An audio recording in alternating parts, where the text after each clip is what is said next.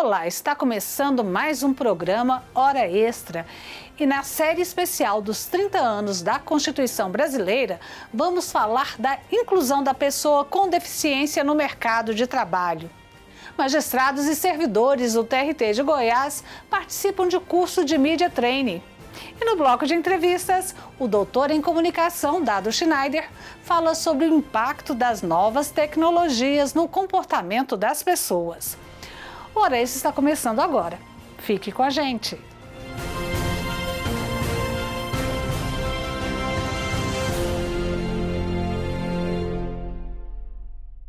Na nossa série especial sobre os 30 anos da Constituição, você vai ver agora uma reportagem sobre a inclusão da pessoa com deficiência no mercado de trabalho. Afinal, quais as garantias trazidas pela Constituição de 88? Confira.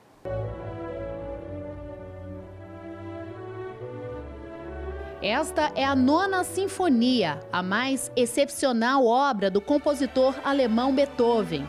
O que muita gente não sabe é que o mestre da música clássica compôs essa música quando estava totalmente surdo. Ou seja, a deficiência auditiva não o impediu de executar o que ele sabia fazer de melhor. Esse exemplo emblemático aconteceu cerca de 2 séculos atrás. Mas a inclusão da pessoa com deficiência na sociedade é recente. Chegando aos dias atuais, em pleno século XXI, ainda percebemos a luta dessa classe em vários aspectos, principalmente no profissional. No Brasil, a Constituição Federal de 1988 adotou como um de seus princípios a dignidade da pessoa humana, garantindo o mínimo de direito, inclusive o trabalho, a todo brasileiro, com ou sem deficiência. Já em 1991, uma lei federal passou a garantir cotas a pessoas com deficiência em grandes empresas. Foi um grande salto para a inclusão social no trabalho. O advogado da Associação dos Deficientes Físicos do Estado de Goiás, André Jonas de Campos, explica que, apesar da legislação favorável, a realidade do mercado de trabalho e do respeito à pessoa com deficiência ainda tem muito o que melhorar. Por mais que tenha desenvolvido várias campanhas, buscando demonstrar a questão da capacidade e do desempenho exímio que a pessoa com deficiência tem feito no mercado de trabalho, mas ainda é um trabalho árduo, é uma política de conscientização e uma busca para que realmente a pessoa com deficiência seja incluída no mercado de trabalho. Mas apesar de todas as dificuldades, os números mostram uma evolução quando falamos de inclusão social. De acordo com o Ministério do Trabalho, no Brasil há um aumento no número de pessoas com deficiência no mercado de trabalho. Mas esse crescimento ainda é tímido e o advogado André Jonas faz duras críticas às empresas que alegam falta de profissionais qualificados para contratar. Eu acho que essa afirmação sequer merece ser acolhida. Eu acho que a pessoa com deficiência ela veio mostrar para a sociedade que ela tem condições, que ela está apta para desempenhar toda e qualquer função e que hoje ela busca sim qualificar. Às vezes temos mais pessoas com deficiências qualificadas do que muitas pessoas, às vezes, que não têm nenhuma deficiência ou não tem nenhum fator que impede fisicamente de estar na educação. O atendente de call center, Marcos Vinícius, está em busca desse respeito e reconhecimento. Felizmente, ele trabalha em um local totalmente acessível. Mas já perdeu as contas de amigos que passam por dificuldades para terem um dia a dia de trabalho com dignidade. Eu conheço muita gente que já passou em processo seletivo, mas quando foi pegar no ato do trabalho, aquela empresa que ele estava prestando serviço não tinha uma estrutura ideal. E como exemplo de qualificação e determinação para a vida profissional, ele já tem muitos planos traçados. Fazendo faculdade, Marcos almeja um lugar de destaque no mercado de trabalho e aprova a legislação que auxilia as pessoas com deficiência a conquistarem seu espaço. Pretendo concluir o meu curso, de sistema de informação. E, quem sabe, poder administrar uma empresa grande, na área de informática ou também prestar um concurso público também. Aprender a se relacionar melhor com a imprensa não é tarefa assim tão fácil. Para isso, existem os cursos de Media Training. Pensando nisso, o TRT de Goiás ofereceu uma oficina para magistrados e servidores com aulas práticas. Veja na reportagem a seguir o que fazer para evitar os principais erros cometidos em gravações de rádio, TV e jornal. Como se comportar diante dos repórteres? O que fazer para dar uma boa entrevista? São muitas as dúvidas de quem uma hora ou outra precisa dar respostas à imprensa em nome de uma instituição ou empresa. Por isso, servidores e magistrados do TRT de Goiás participaram deste Media Training, que em português significa treinamento de mídia na Escola Judicial. Proposta pela Coordenadoria de Comunicação, a oficina foi realizada para preparar quem pode ser porta-voz do tribunal. Uma das convidadas para falar sobre o assunto foi a secretária de Comunicação Social do Ministério Público Federal. Eu acho que dar entrevista realmente não é algo corriqueiro. Então, a gente vai se sair melhor quanto melhor preparado você estiver. O treinamento ele serve para isso, para você conhecer um pouco o mecanismo, o funcionamento dos veículos e aprender como, na medida do possível, ser mais objetivo, ser mais claro, dar respostas mais curtas, que atenda à necessidade da imprensa e, ao mesmo tempo, preste serviço e dê satisfação à sociedade sobre o que essa instituição faz e produz no seu dia a dia. A palestrante explicou como funciona a produção jornalística, a corrida do repórter contra o relógio, a necessidade de atender os prazos dos veículos de comunicação e mostrou os principais erros cometidos durante entrevistas. Eu acho que para qualquer agente público uma das maiores dificuldades é ser objetivo. Segundo, é se familiarizar com a linguagem, que precisa ser mais simples. E quando a gente trata do universo jurídico, as pessoas estão muito acostumadas a um linguajar próprio, técnico, dessa natureza. Então, tem o aspecto do tempo, tem o aspecto da linguagem, tem o aspecto da clareza da informação e do poder de síntese. Esses eu diria que são os principais gargalos de uma boa entrevista. Um dos maiores desafios no Media Training é justamente colocar em prática o que foi visto na teoria. Nessa fase do treinamento, são feitas simulações de entrevistas para avaliar a postura e a fala do entrevistado. Saber o que responder para os jornalistas é fundamental, principalmente quando a empresa ou instituição pública enfrenta momentos de crise. É preparar o magistrado para falar de forma clara, coesa e realmente que seja de entendimento de toda a população. Isso evita realmente crises e prepara todo o poder judiciário para realmente estar mais próximo desse cidadão. Fazer com que o cidadão também compreenda o que nós fazemos aqui. Os participantes foram colocados à prova, responderam perguntas polêmicas, como se estivessem dando entrevista para TV, rádio e web. Quando ligam a câmera, dá aquele frio na barriga, mas calma, é melhor errar aqui do que diante dos jornalistas. Este juiz acha que se saiu bem, mas precisa melhorar. Eu acredito que sim, né? Eu acho que tem sido uma oportunidade boa para a gente estar podendo rever alguns conceitos, né? Entender algumas questões assim, que são importantes, né? Na hora de você atender um órgão de comunicação. E eu acho que sim, acredito que sim, que me saí bem, ele peguei algumas dicas ali, né? Lógico que sempre tem uma coisinha para você melhorar. Para o desembargador e vice-presidente do TRT 18, esse treinamento contribui para construir a imagem positiva do tribunal. Sem dúvida, é uma oportunidade de aprimorar conhecimentos nessa área. E a gente tem sempre que estar aprendendo a se relacionar melhor, né, com a mídia, com a imprensa de uma maneira geral. Hoje em dia o judiciário é muito demandado a prestar satisfações, né, à sociedade, e isso se faz através desse relacionamento com a imprensa. É importante que a gente esteja cada vez melhor preparado para corresponder a essas expectativas. Uma coisa é certa, é melhor enfrentar do que correr dos jornalistas, mesmo quando eles fazem perguntas difíceis. Não dá para fugir, né? Não há pergunta que não possa ser feita. Você não é obrigado a saber tudo, não é obrigado a ter a resposta na ponta da língua, mas é possível conversar, estabelecer esse diálogo com a sociedade por meio da imprensa, que tem um papel extremamente importante para a sociedade, para as organizações, para as instituições como um todo. E no próximo bloco, o doutor em comunicação Dado Schneider fala sobre o impacto das novas tecnologias no comportamento das pessoas. Voltamos em instantes.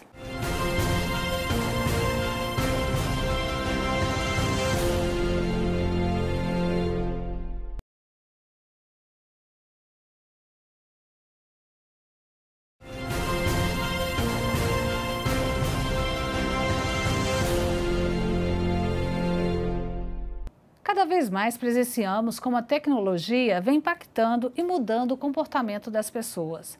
Ela tem afetado de forma bastante significativa as ações do cotidiano, com drásticas alterações no sistema produtivo, no comportamento dos consumidores e, especialmente, no relacionamento humano. Adaptar-se a essas mudanças é uma das grandes exigências do mercado de trabalho e não se trata apenas de ter conhecimento técnico, mas de se adotar uma nova postura profissional.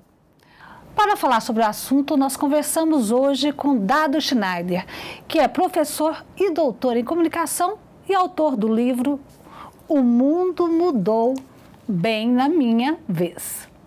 Dado, é um prazer recebê-lo aqui no Hora Extra. Prazer é meu. Dado, você é um estudioso do comportamento humano pós-modernidade em relação às tecnologias. Eu queria que você falasse um pouquinho sobre a mudança de mentalidade entre as gerações. Afinal, o que significa dizer que uma pessoa é da geração X, Y ou Z? Bom, as pessoas costumam rotular e eu digo assim, não se preocupe muito quando é que começou uma, quando é que começou outra. Eu, por exemplo, sou considerado baby boomer, tá? Porque teve uma explosão de nascimentos depois da Segunda Guerra, que é um baby boom, né? Uma explosão de babies. Então, os baby boomers são lá de 45 a 62, eu nasci em 61. Aí depois vem a geração X, que vai, sei lá, de 60, 61 a 82, mais ou menos. Depois vem a geração Y, tá? Que são os atuais jovens, né? Que são de 80 e poucos até 2000. E depois vem a geração Z, que são os nascidos neste século, né? Por exemplo, nós somos do século passado, né? Infelizmente. Somos. Né? E o pior, somos do milênio passado, né? De uma outra era. Então, assim, é mais ou menos assim que se convencionou, mas assim, tem uns que dizem que a geração Z começou com a internet, então é 95, mas é o tipo de comportamento mais é que determina a geração. Pois é, então, em relação particularmente à geração X, quais são as características dessa geração em relação, vamos dizer, da geração Y e Z? A gente pode colocar todo num balaio só, chamado geração X, todo mundo que tem mais de 40 anos. Tá? Quem tem mais de 40 anos foi criado de um jeito, quem tem menos de 40 anos foi criado de outro. Só que tem uma diferença muito grande entre a geração Y, que são os atuais jovens, da geração Z nascida neste século. E o que eu fico dizendo é que eu faço muitas palestras para os jovens. Eu digo, olha, vocês se acham jovens aí, mas tem uma geração muito mais nova do que vocês, que é a geração Z, que é completamente diferente de vocês. E o pior, vocês daqui a uns anos vão ficar parecidos comigo. Né? É horrível saber disso hoje. Por quê? Porque o cara da geração Y, ele teve uma geração, uma educação mais frouxa, assim, né? Acho que foi muito do período que a gente viveu, de muita repressão, então daí os pais deixaram os filhos fazer tudo e, infelizmente, os jovens são muito, muito, muito mal educados comparados com a gente, né? E isso é um papo de velho, mas a nossa geração se choca quando o cara fica sentado no metrô e deixa a velhinha em pé, né? Ou quando entra no lugar na frente de uma pessoa mais velha. A gente se choca, mas a geração Y não se choca. Por quê? Porque já foi criada mais solta. Mas esses aí da geração Y, os jovens, eles vão ser muito parecidos com a gente quando eles ficarem mais maduros. Quem verdadeiramente é feito de outro material, veio de outra galáxia, é quem nasceu neste século. Certo. Com relação à geração X, muitas dessas pessoas ainda estão no mercado de trabalho, são produtivas, boa parte chefes ainda da seção ou da unidade. Como é que essa geração tem lidado com os avanços tecnológicos? Porque são os avanços tecnológicos, em grande parte, que têm alterado esse comportamento também, né? Sim, todos nós que não somos os jovens de 80 para cá, todos nós temos um problema, que eu criei um termo faz 10 anos, o termo é digiriatria. Digi de digital, geriatria de velho. Porque para incentivar as pessoas da geração X, Baby Boom, todo mundo que tem mais de 40, a entrar no mundo digital, porque quem nasceu depois, já com internet aí, é digital de nascença, a gente chama nativo digital, e nós somos no máximo imigrantes digitais. Isso está sim atrapalhando o dia a dia dessas pessoas no mercado de trabalho. Então assim, tá e vai ficar cada vez mais difícil para quem é mais velho lidar com o mundo digital. Por isso que eu criei esse termo digiriatria, porque nós seremos todos, querendo ou não, gostando ou não, velhos digitais. Para finalizar esse primeiro bloco, né, que nós estamos conversando, eu queria te fazer a pergunta. Uma equipe assim, formada por várias gerações, ela é mais produtiva que outra equipe? Ou dependendo da atividade daquela empresa, é que ela vai se tornar menos ou mais produtiva e efetiva? Cabe realmente alguém da geração X, por exemplo, no desenvolvimento de um projeto de alta tecnologia? Bom, vou separar em duas a tua pergunta. Primeiro, teoricamente, potencialmente, quanto mais gerações combinadas trabalhando, melhor. Porque tem a experiência dos mais velhos, o ímpeto e o porquê não dos mais jovens. Então, assim, os melhores equipes, pode ser de futebol a qualquer organização, são os que têm essa mescla. O problema é que o choque de gerações hoje está muito forte. Então, nós estamos vivendo uma pororoca cultural, né, dos nativos digitais com os imigrantes digitais, que são os mais velhos. Quando existe uma boa mescla de cada um faz o seu melhor e vamos todos para o mesmo objetivo, as equipes que são mescladas de idade, elas tendem a ser mais produtivas. E agora eu me esqueci da segunda parte da sua pergunta. Cabe alguém da geração X no desenvolvimento de um projeto de alta performance tecnológica? Não sei. Porque se essa pessoa não está acompanhando como o pessoal da geração mais nova está acompanhando, a contribuição dela vai ser muito pífia. E ela vai ser discriminada pelos jovens. Isso é uma coisa que quando a gente era jovem... Eu sou bem mais velho que você, mas assim, nós somos todos daquela leva de gente que foi criada igual, né? Nós não discriminávamos tantos velhos como hoje nós estamos sendo discriminados por gente não tão mais moça do que a gente. Certo. Nós vamos para um rápido intervalo e voltamos já. Hoje conversando com o Dado Schneider sobre o comportamento humano nesse mundo de pós-modernidade. Voltamos em instantes.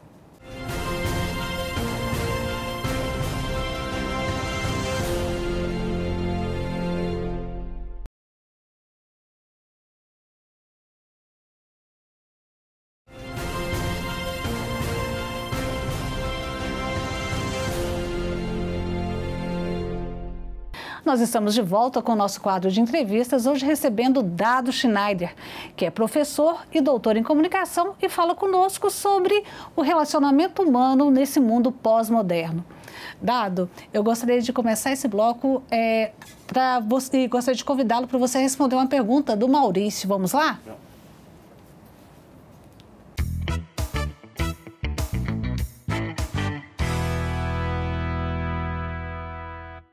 Olá, Dado. Eu gostaria de saber qual o perfil que o mercado almeja atualmente do profissional. São tantas habilidades que hoje são requeridas, porque no passado, agora eu vou dar uma canja para os jovens, no passado a pessoa aprendia o seu ofício nos primeiros anos de carreira, 2, 3 anos de carreira, e praticamente repetia aquilo até se aposentar, com 1 ou 2 cursos de atualização e olhe lá. Hoje, qualquer profissional, se ele fica parado 2, 3 anos e se reciclar de tudo que está acontecendo no seu setor, ele fica para trás. Então, assim, quais as habilidades? A primeira, curiosidade, vontade de estudar, vontade de trabalhar, vontade de acordar cedo, né? E capacidade de resiliência, porque não adianta só a pessoa ser super inovadora, super atualizada e não ter tutano, e não ter garra, e não ter força. E também não adianta só a pessoa ter garra, ter força e não estar atualizada com o que está acontecendo. Então, eu acho uma mescla das duas. Bom, nós estamos falando das dificuldades da geração X, mas as gerações Y e Z também têm dificuldade de se adaptar às necessidades do mercado? Sim, porque são gerações que naturalmente vieram sendo criadas com menos limites, com menos reveses, com menos frustração. Então, é muito comum uma pessoa jovem entrar em qualquer local, inclusive passando em concurso, e chegar com 2, 3 meses e dizer, esse lugar não é para mim. Por quê? Porque não foi fácil trabalhar. Sim, mas trabalhar é assim, a gente tem dias bons, tem dias ruins, tem colegas legais, tem colegas que não são tão legais, mas isto é a vida. Só que esse pessoal que foi criado só dentro de apartamento e que a mãe não deixou nem esfolar o joelho no parquinho, ele vai ter muito mais dificuldade para ser um profissional com capacidade de absorver pressão, capacidade de negociar com colegas, porque ele foi mimado demais. Me preocupa muito os pais que não dão limite para os filhos, porque o que os filhos precisam é atenção, amor e limite. E essa dificuldade também é trazida pelo isolamento que talvez esse mundo tecnológico traga? Eu discordo de isolamento, porque eles parecem estar isolados de quem está fisicamente ali. Sim. Mas eles estão ultra mega blaster conectados com gente do mundo inteiro. Então, assim, eles na verdade trocaram de lugar para conviver. Eles convivem menos com quem está próximo, mas eles convivem intensamente com quem está fisicamente distante, mas digital, virtualmente presente. Bem, falando justamente da aproximação que as redes sociais trazem. Esse mundo das redes sociais, esse mundo tecnológico, ele também pode atrapalhar a vida do profissional no sentido de que eu, enquanto profissional, estou o tempo todo tentando me atualizar, o tempo todo tentando conhecer novas tecnologias. Isso não pode provocar um adoecimento? Como é que você faz? Eu tenho uma vantagem, eu viajo muito de avião. E eu, por exemplo, fico horas envolvido numa palestra. É tão bom porque eu fico horas sem poder acessar o celular. Então eu leio, penso, durmo, trabalho, sem interrupção. Isso é uma dádiva, porque não deixa de ser um câncer. A pessoa está trabalhando... de desconexão, não é? E o grau de dispersão é absurdo. Então, eu acho que a produtividade hoje, ela é baixa. Por quê? Porque os trabalhos começam e não terminam. Eles nunca terminam. A pessoa vai abrindo janelas e fica dando alt-tab o tempo todo na cabeça. Eu adorava quando eu tinha uma salinha minha, pequenininha, numa empresa que eu trabalhei, fechadinha, que eu fechava, trancava a chave, tirava o fone do gancho, o telefone fixo, e as pessoas batiam na porta e eu ali me concentrando no trabalho. Total. E eles passavam um papelzinho por baixo, por favor, atende meu telefone. E eu passava o papelzinho, não posso, estou me concentrando. Quando eu conto isso para os meus alunos, pessoas mais jovens, as pessoas dizem assim, que estranho isso. Eu digo, estranho nada, isso era maravilhoso, porque grau zero de dispersão. A dispersão hoje atrapalha muito, sim. E eu tenho uma pergunta também da Cristina, que ela é preocupada, inclusive, em educar os filhos. Vamos lá?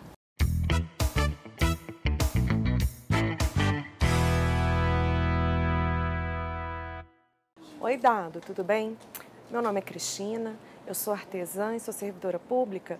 Eu queria saber como que eu posso criar duas crianças hoje nesse mundo, sendo conteudista e multitela. No caso, eu acho que ela está se referindo às crianças, né? Bom, as crianças vão ser multitela, tá? Elas já são.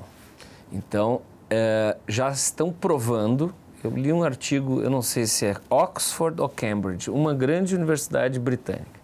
Já estão conseguindo provar que a geração nativa digital, geração Z, nascida neste século, ela não consegue se concentrar tendo um único estímulo.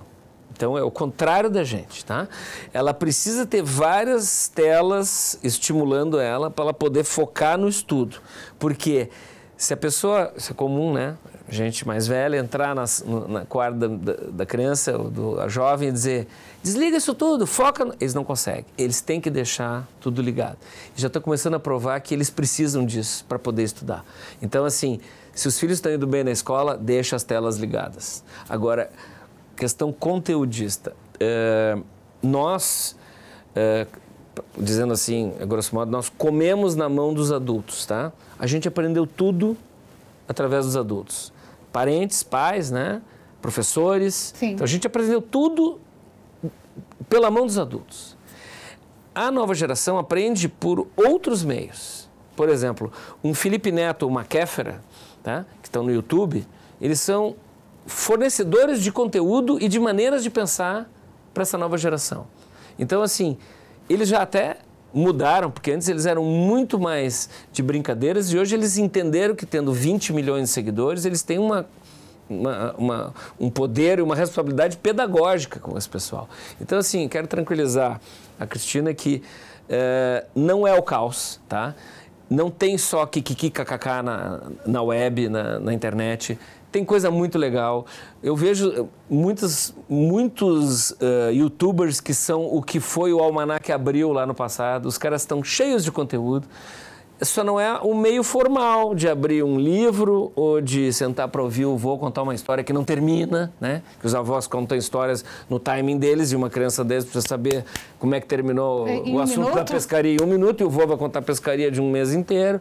Então, assim, fique tranquila, Cristina, porque eles vão ter conteúdo, vão ser multitela e quem vai ficar parecido com quem é nós que vamos ficar parecidos com eles. Certo. Eu conversei com Dado Schneider, que é autor do livro O Mundo Mudou Bem na Minha Vez. Dado, muito obrigada por sua presença aqui no Hora Extra. Obrigado. Essa edição chega ao fim. Muito obrigada por sua atenção e até a próxima semana. Mais informações sobre o TRT de Goiás você acompanha nas nossas redes sociais e também no site do TRT da 18ª Região.